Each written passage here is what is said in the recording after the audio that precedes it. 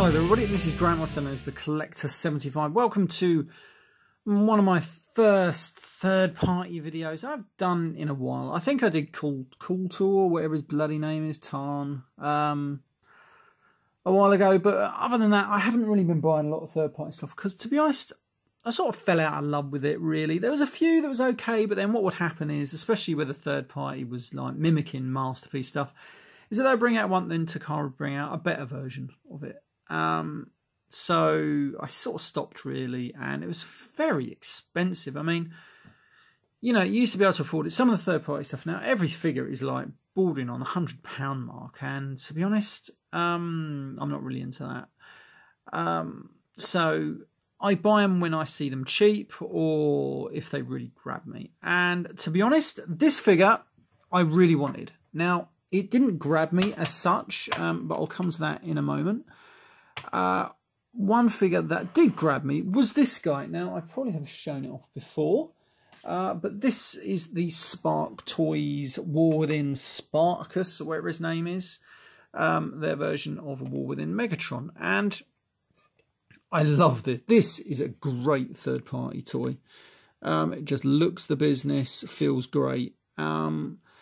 And was relatively cheap price. They got it for about £80 odd. Can't remember exactly. Somewhere in that region. Could have been 90. I can't remember now. But you can pick it up a little bit cheaper if you're lucky enough to find one. But it's a great toy. I like it. I'm going to keep that one in the background. But let's get on to this guy, because obviously that's what the review is about. Now, I bought him, and I really then wanted the Optimus Prime. Actually, if I come back down again, to go with him. But there's a little bit of a story to say about this one. I actually did find it online. I found an eBay seller that was offering it quite cheaper, actually. It was about, I can't remember now, 70 quid, £80. I can't remember. This guy was a bit more expensive than this guy, even though he's smaller. I don't understand it myself, but there we go. And he came easily enough, and he was good. And so I bought another toy off the eBay seller from China, and then I've thought to myself, well, you know, I've got two toys of him now. He's pretty trusted, you know, he's got good feedback and everything. And so then I went and bought a few more bits because they were quite cheap. And then for some reason, as seems to be the norm in China, or sellers from China, they then decide to say, sod that, I ain't sending no more stuff out. Or if they do, it's the most stupidest stuff. And then you've got to fuck about trying to get your money back through eBay, because what these sellers from China do, what they do is that because they know they've got they can put down postage times of about between 1 and 2 months. They've then got 2 months before anyone really cottons on, or well, most people do these days quite quickly and leave them negative feedback. Yeah, so, you know, they've got 2 months to try and just literally scam as many people as they can, which is always nice, and really irritating. And then they think what they'll do is they'll put a figure down, like, for example, one of the figures that I was trying to get was the KFC Double Deck. And they put it at a price of about 60 quid, which I thought was fair enough, because just before that it was about 80. And I thought, well, you know, probably just trying to get rid of him because he looks like he's got 10. Plus, I bought a few bits off him before, so I've got no reason to doubt him. And then just lately I saw he put it right down to 30 quid trying to knock him out. And I thought, well, you know, come on. People have just got to look that if it's too good to be true, it usually is. Check the feedback, bang, because I've left him negative feedback now for the couple of items that he is obviously not sending me. You know, but there we go. That just seems to be the norm now. So if you're buying something from China these days, you have to be really careful. But luckily, you're covered by eBay, and eBay makes it possible. Because I tell you something, if you weren't covered by eBay, I wouldn't buy nothing from China, because it is really, really dodgy. There's only 1 or 2 websites that I'll buy from China, because I've bought with them before and I use my credit card. At least then you're sort of covered. But anyway, but that's enough of that, me ranting about bloody eBay. But there we go. Anyway, right. It's the Alpha Pack toy we're talking about here, also commonly known as War Within Optimus Prime. Now, I wanted it because I got this guy. Now, I actually felt very, very underwhelmed by it when I actually got it.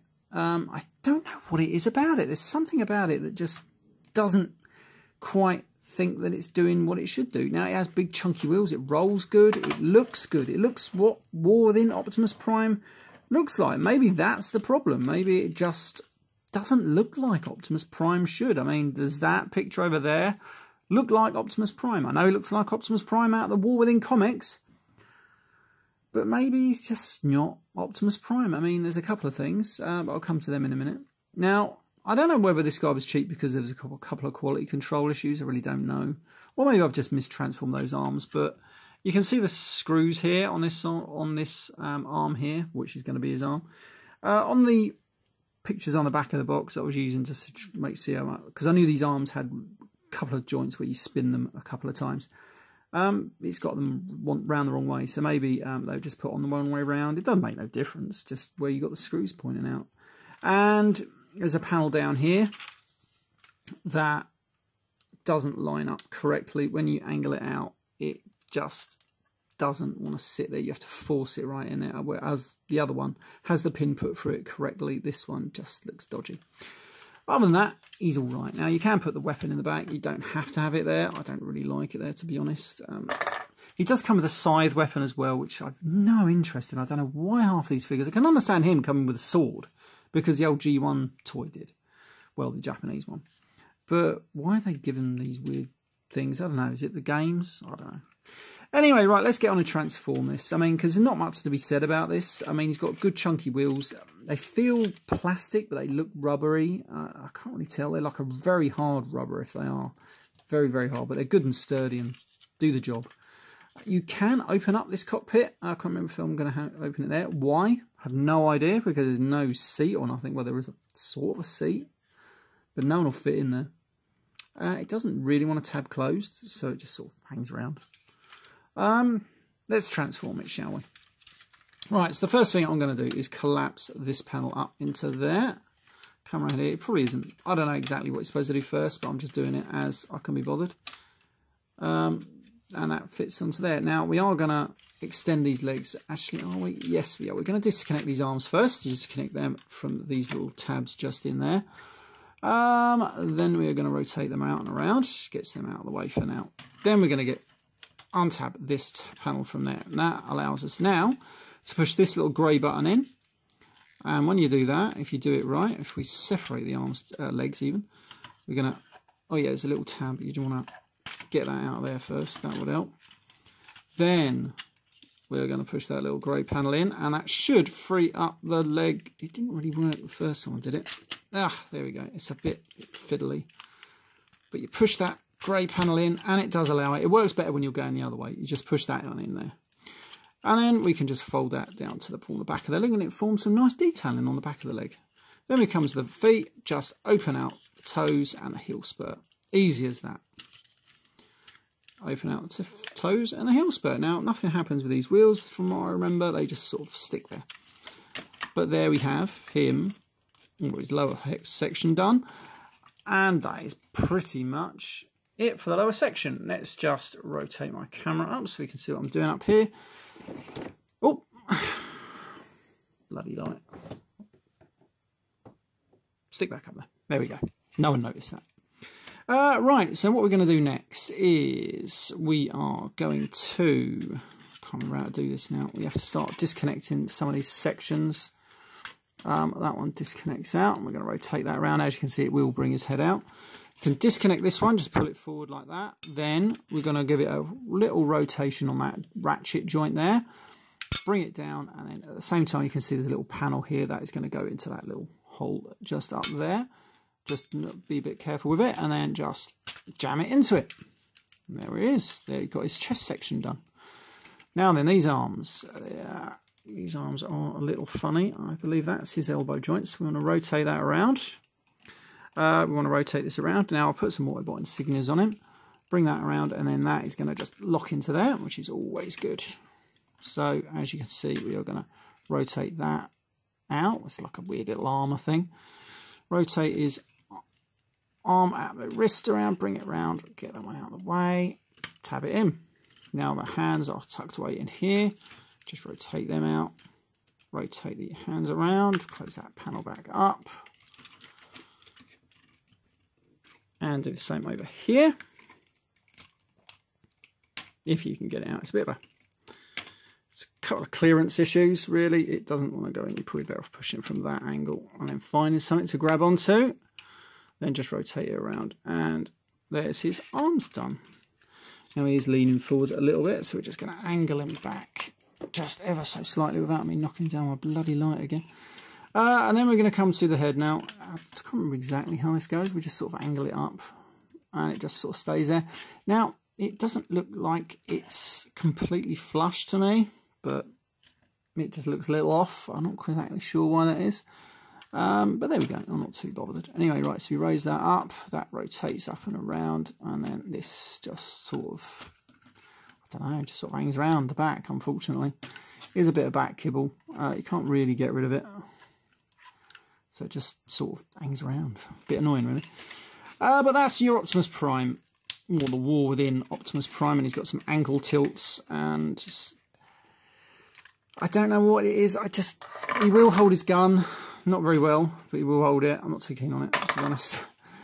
I don't know why it is I don't like him too much. I think he's just too big and chunky. I mean, these legs are massive.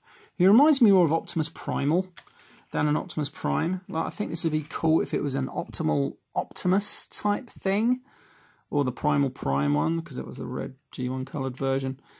His head is on a ball joint. It's quite a cool looking head, actually. But I don't know. And the hands are really, really gorilla-y. They're just massive. I don't know. Was the comic like that? Because I can't get my hands on the comic. It's somewhere buried up in my loft somewhere. I don't know. I don't know. But he does come with a removable matrix that is the tiniest matrix, and it just doesn't suit him in here. So we open out these chest panels, if you can get them bloody open. And believe me, you can get that matrix out, but that is going to look super tiny in these giant hands. For me, it doesn't. I think they should have had a bigger matrix going in at a slightly different angle, maybe, because I know they would have had to fit in the confines of this. But if they had angled it sort of like, you know, lengthways and slid it in that way, because does he have to have it that way? You know, shame really, but it just looks too small for his hands. I'm not going to bother getting it out, believe me. But that is the War Within Optimus Prime. And with Megatron, if I can reach over, he does look pretty good. I still think Megatron looks way more impressive. But then what I'm going to do now is, since I did get a, well, it's a knockoff Masterpiece Shockwave, with my, oh my god, that light is going to come down again, with my, I can't remember his name now, the Fans Toys Shockwave, I'm going to put this as a War Within Shockwave, because Shockwave really didn't change his mode too much. But I think just this one does suit this a little bit more, and he does look good with Megatron there. I've got the little hands, the different ones. I'm going to swap those over. But I think as a trio, these three look good. I know they're not. This one isn't technically a War Within, but you know, I like him. Yes. Yeah, I don't know what it is about the Optimus Prime. I'm not too keen on it. I mean, it's a good toy. It's about a 6, 7 out of 10. Maybe it's too simple. I don't know. There's a few things, maybe just little things. I don't know. Right. This has been Graham, the Collect 75. If you like this video, I know it went on and I did ramble a bit, and usually what I usually do. But there we go. Yes, so if you did like it, give it a big thumbs up. And of course, you can comment, rate, share, and everything else you can do with the videos these days. And of course, you can support my channel using the links below. That's always good. And of course, you can leave a nice comment. That was always good. Until next time, bye for now.